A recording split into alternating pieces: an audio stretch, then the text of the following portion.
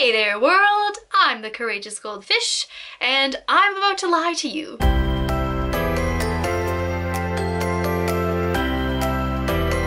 Not intentionally, of course, but I did film most of the footage for this video a couple weeks ago now.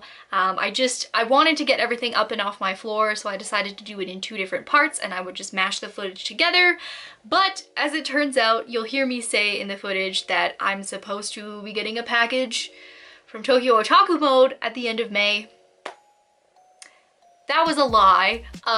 Tokyo Otaku Mode, we all know, never likes to ship things, and so of course I got the dreaded email at the very end of May that was like, hey, so by the way, this thing that you already paid for, it's not coming for another 3 months. So really enjoying buying from Tokyo Otaku Mode. Honestly, I have placed several orders with them and I've only ever actually gotten one because the rest have just been delayed so severely that I just canceled them. I was supposed to get my Tanjiro Chokonose figure, like I think the original ship date was supposed to be January 2022 and then it got delayed to February 2022 and I was like, you know what, that's okay, it's fine. February comes around, May 2022, and I'm thinking, okay, interesting, but okay, I'll let it slide. And then about halfway through April, I get an email that has been delayed again to February of 2023. And I'm like, there is no way I'm waiting that long for a prize figure. Like, come on, no possible way that I'm waiting that long. And honestly, at this point, I had sort of fallen out of love with the Chokonose figures anyways, because I'm kind of starting to gear more towards scale figures in my collection rather than prize figures anyway. And so I just decided to cut my losses. I gave my Inosuke to my boyfriend and I'm selling my Zenitsu and I got a refund for my Tanjiro. So honestly, at that point, I was like, I'd rather just have my money back at this point, because it was gonna take a stupid amount of time. So anyways, I am not going to be canceling this figure. I'm gonna be waiting until whenever Tokyo Otaku Mode decides that they wanna actually ship things that they've made people pay for. So yes, I've lied to you. You'll watch me in this previous footage talk about, you know, this is my last figure until we jump to the future, except there is no jumping to the future. It's just me from the past. So I'm sorry about that. I do have a really large June haul. It's currently the middle of June as I'm filming this right now. So in a couple of weeks, I should be shipping out a big giant order that I have for June that I'm sure you will be excited to see. I've got a couple of scales coming in that I'm really excited about and I can't wait to get into that one.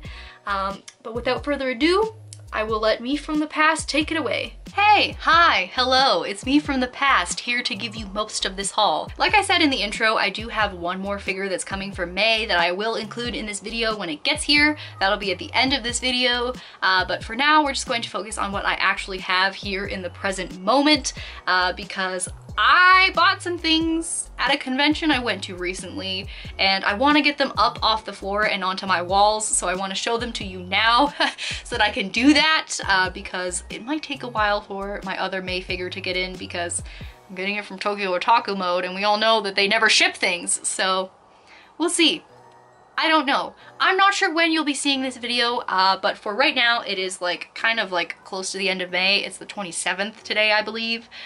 So I am really excited to jump into this with you. I am so excited about the stuff that I got over the weekend, and I can't wait to show you. I'm really not usually a button or a pin person because I don't really have a lot of things that I can put them on.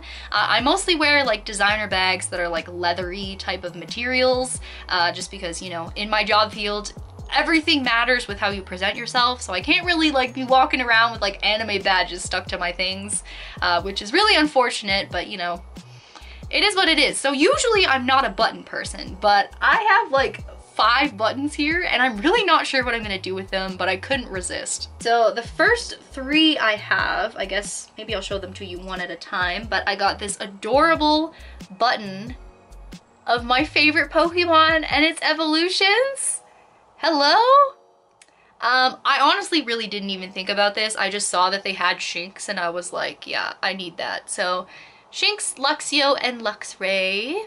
Very adorable. I also have Goose Boy.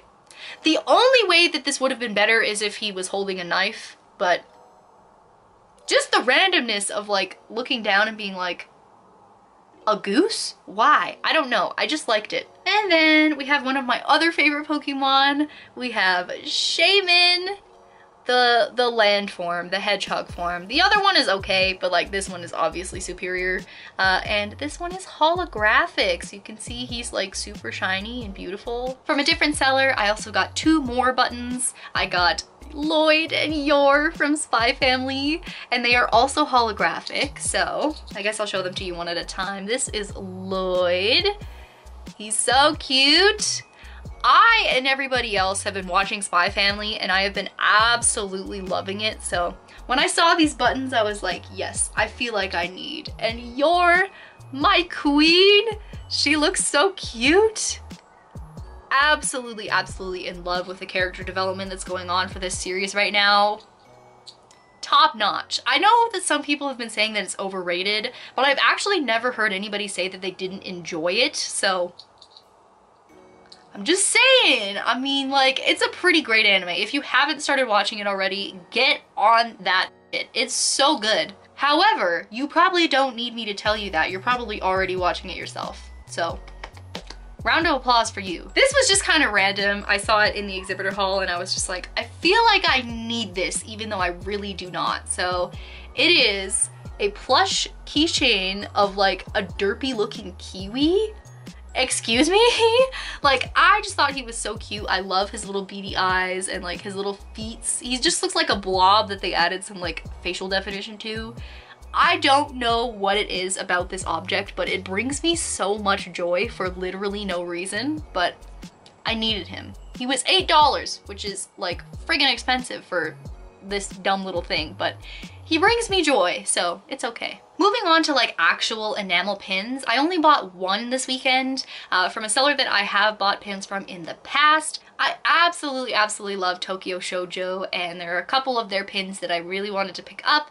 Unfortunately, one of them was sold out, but I did grab the other one that I really wanted, and that is this beautiful Sailor Moon transformation pin. So again, this is by the artist Tokyo Shoujo. Absolutely beautiful pin. This is actually a B grade pin, and I literally cannot find any flaws with it at all. So I'm not even really sure what an A grade pin for this would look like because I can't see any flaws. She is absolutely gorgeous.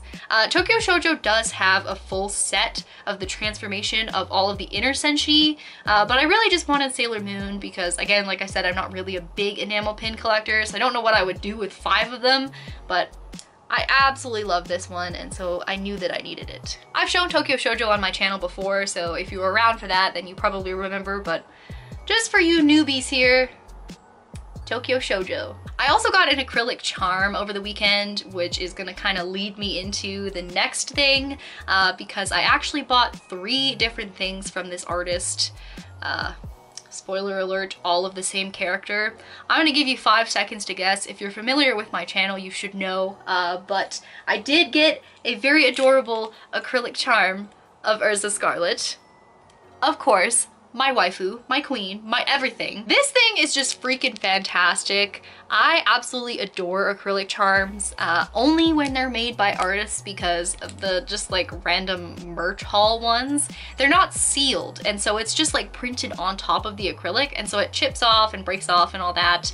But usually artist ones like this one, there's acrylic on both sides, and so the design is in the middle, so you can't like scratch it off or get it damaged in any way aside from like chipping the acrylic itself, which I think is great. So I'm absolutely in love with how adorable this is. I love her facial expression, and there's a little bit of glitter in the cast. Not sure if you can see it here, but maybe in the B-roll. Absolutely amazing. I love it so much. I guess I should like peel the plastic off maybe. Is this like an ASMR thing actually? Hold on. Let me get this like peeled up a little bit and then I'll like ASMR it for you.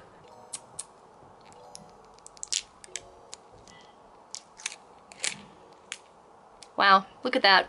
Absolutely amazing. She's adorable. We love her. She graces my keys now. Like I said, that segues into the rest of this haul from this artist.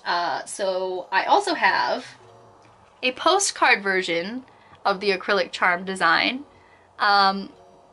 Obviously because I saw Urza and I was like, yes, brain rot. Brain rot activated. So we have the postcard version of the charm design. And of course, the piece de resistance, the cherry on top of this Urza Scarlet fangirl cake. Excuse me? It is this absolutely beautiful print of Urza in her clear heart Japanese cloth armor. I'm in love with the art style on this. I have been looking for an Urza print for a while and not many artists make them, and so when I saw this one and it looked nice and it was on pretty paper, I was like, yes, we need.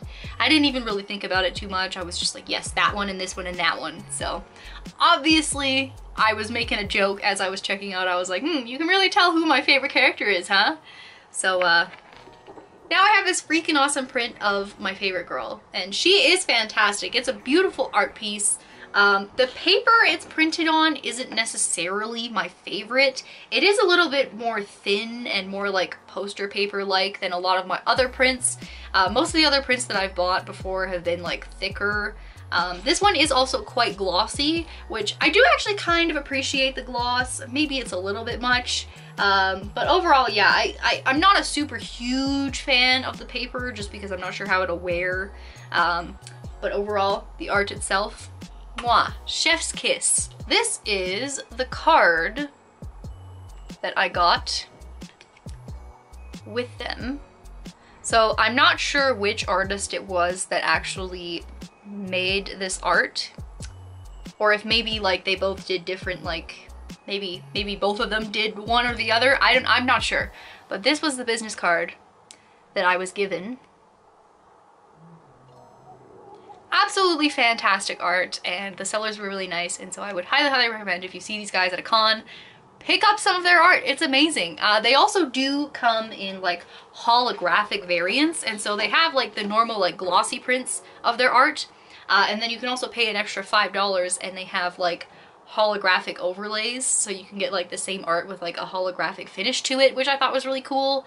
But I just thought that the gloss was better for this particular art piece, but the holographic looked really cool. So if you are a holographic person, or you're just looking for something that's like a little bit extra, I would recommend that. They looked really cool. They also had a really neat matching print of Natsu for all you Natsu fans out there, and that looked really cool too. So if you're a fairy tale fan, we're eating good. I've kind of been trying to stay more away from like the bigger 11x17 type art prints, just because I'm kind of running out of space on my walls. So I'm trying to stick to like smaller ones, like postcard type, or like 8x10s maybe. So I have two smaller art prints to show you here as well, which wraps up my Artist Alley haul. The first of which is this absolutely fantastic square print of Marin Kitagawa from My Dress Up Darling. She's absolutely adorable. I know that there is a lot of controversy surrounding this particular show. Some people love it, some people hate it.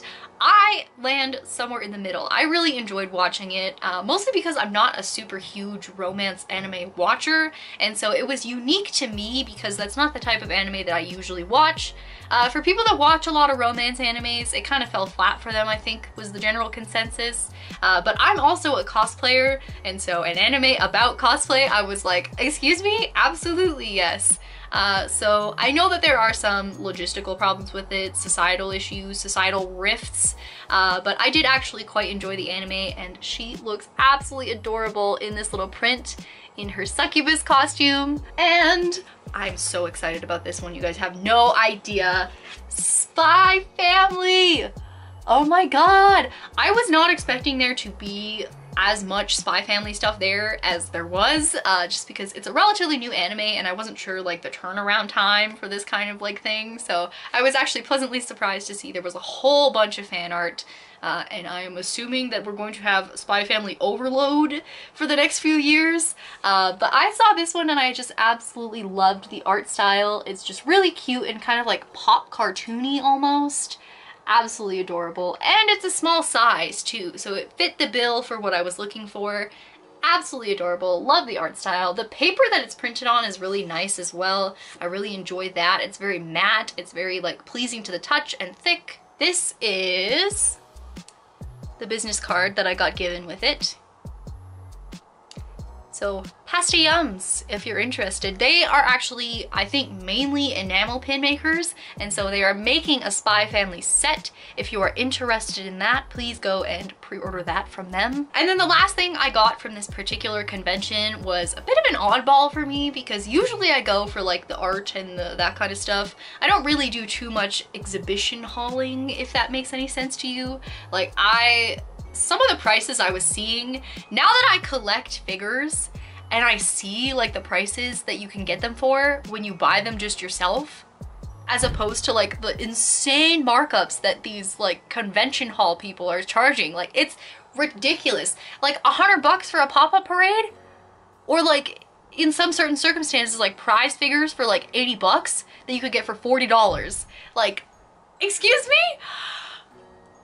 Absolutely horrible. I will probably never buy a figure at a convention ever again. Like, it's just insane. I was flabbergasted. I was floored. Floored.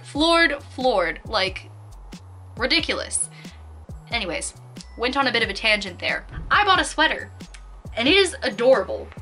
And I need you to look at it, even though it is more on the fashion side than the anime side, because I'm absolutely in love with this thing. It is amazing. This is a knitted color block sweater by Bumbleberry Hollows, which is absolutely adorable. This knitted color block sweater is amazing. I have loved Japanese fashion and like pastel fashion for years and years, and one of the staples in the community is the color block or like rainbow sweater or like yada yada. Everyone who is into the J fashion scene or like dressing kawaii or dressing pastel probably has something like this in their wardrobe, and I am one of the few people that really kind of doesn't. I've always wanted one, but I've just never had the opportunity fall in my lap to actually get one, and so when I saw this, I knew I had to have it. It is so soft and adorable. Obviously now, because it's summer, I won't be able to wear it until next winter, but I am so excited to have this. It is absolutely gorgeous. Everything I could want in a pastel sweater. It is soft, it is knit really well, the colors are vibrant and beautiful. Absolutely would recommend this. This was $65, which I think is a really good price for a sweater, especially an artist sweater. Like, this is made by an artist. So I don't even know how it's possible for them to sell it for that little, but it's such a good deal. It's so comfy, it's beautiful, it looks great on, and I'm so excited to wear it this winter. Again, I'm gonna say again, Bumbleberry Hollows. Please go give them a follow. They are absolutely adorable. Their art is amazing. I've seen that at a couple of conventions before, and most of their like whole shtick is centered around like these cute characters that they create. So I guess they're like animals that live in Bumbleberry Hollow, I would assume. Absolutely adorable. So if that is at all your jam, please go and give them a follow. Absolutely fantastic, and the artist is so nice. Met her, she's freaking fantastic. So if you're in the market for some good kawaii cuteness, Bumbleberry Hollows. So that wraps up my convention haul, and now I guess we move into just like my regular figure collecting activities. As I said in the intro, there is one that we will be unboxing later on in the video, and in the future for me, in the past. But I do actually have some things to show you right now as well. It's become a running thing on this channel that I always start off with the shameful things. So I did actually pick up another Funko Pop this month, which I know, for like the past like 3 hauls that I've done, there's been a Funko Pop in there somewhere, somehow, some way. They find me. But this one was actually kind of different, I would say. I feel like I say that about every Funko Pop I pick up. I'm trying not to be like synonymous with a Funko Pop collector, because I am not a Funko Pop collector. I understand why the community dislikes them, and I also dislike them, and I hate myself for buying them. But these ones are cute, and I'll tell you why. I got a Funko Pop for Christmas from my mom, which made sense for me because as a child, I was absolutely obsessed with this movie, like would play it on repeat. So I actually got the Flying Eve Funko Pop for Christmas, which was absolutely fantastic. And I was like, great, love that. Thank you, Mom. Amazing, very good. However, of course, once you have one, you need the other. And so I actually have the Wall-E with fire extinguisher Funko Pop that I ordered off of Big Bad Toy Store.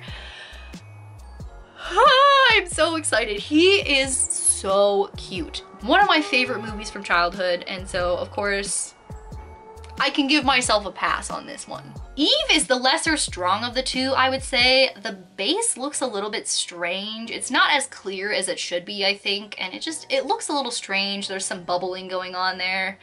She also does have a bit of a scratch on the black part of her face that I can't get off.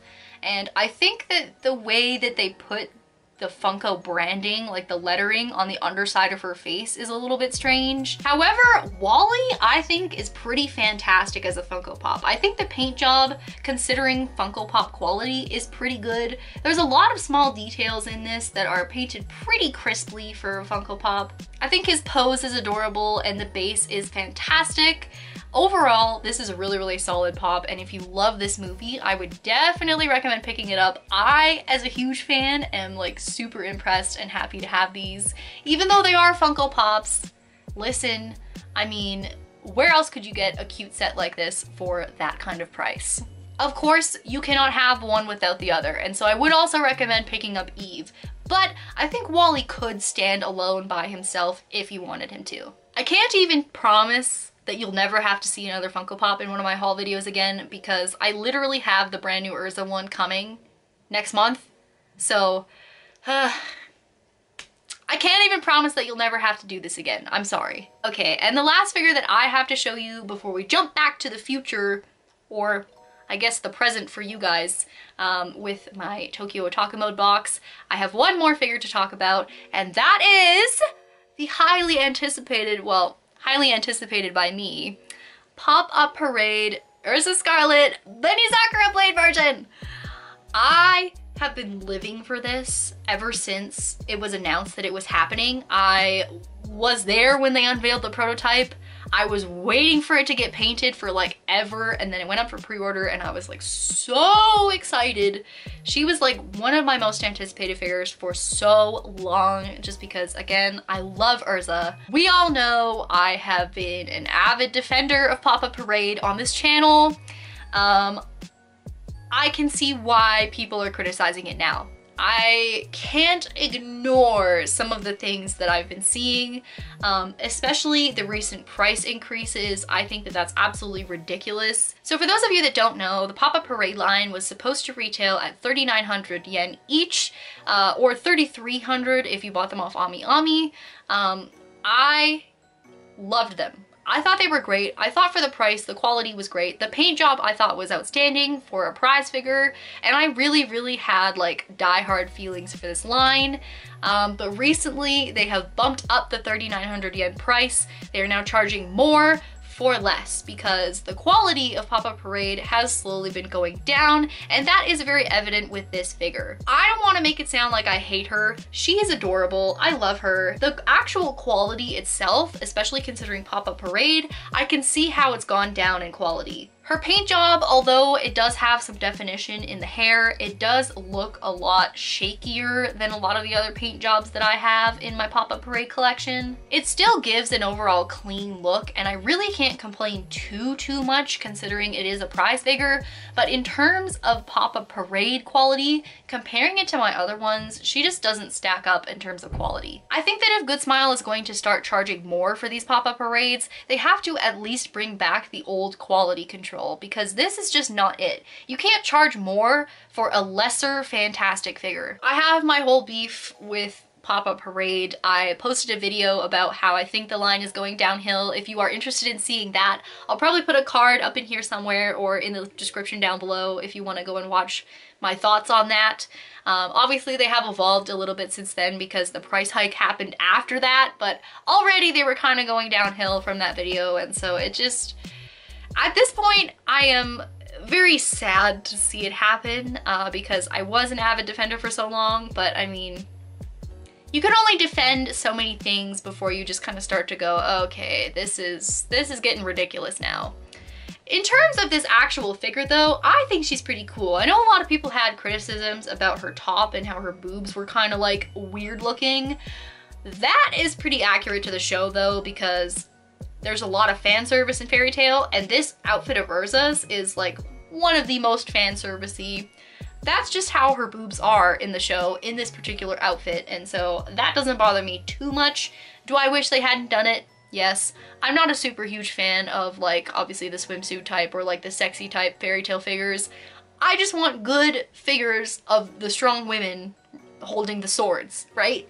But overall, I don't think it distracts too much from the rest of the figure, and obviously the showstopper is the pants on this outfit.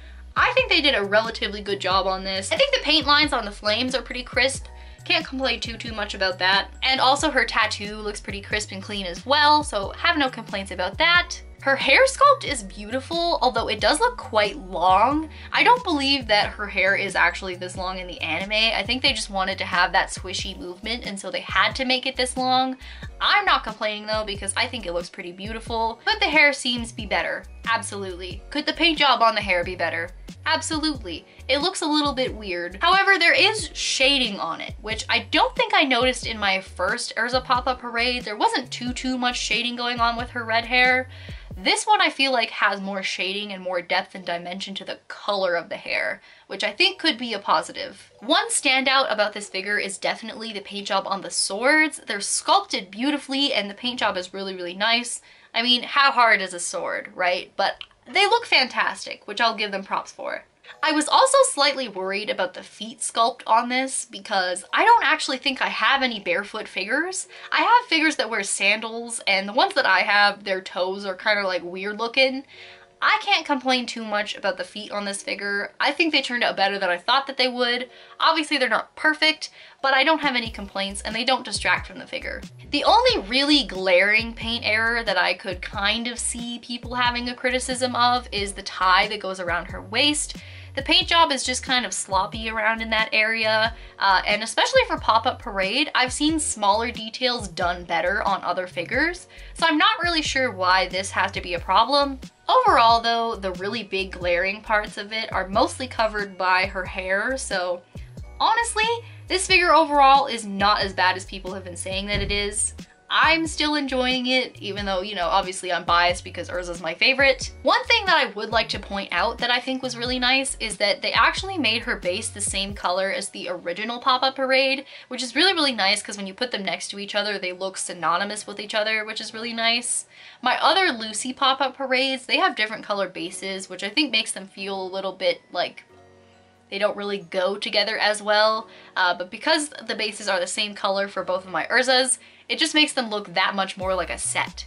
And we all know I work in sets for some reason, so yeah.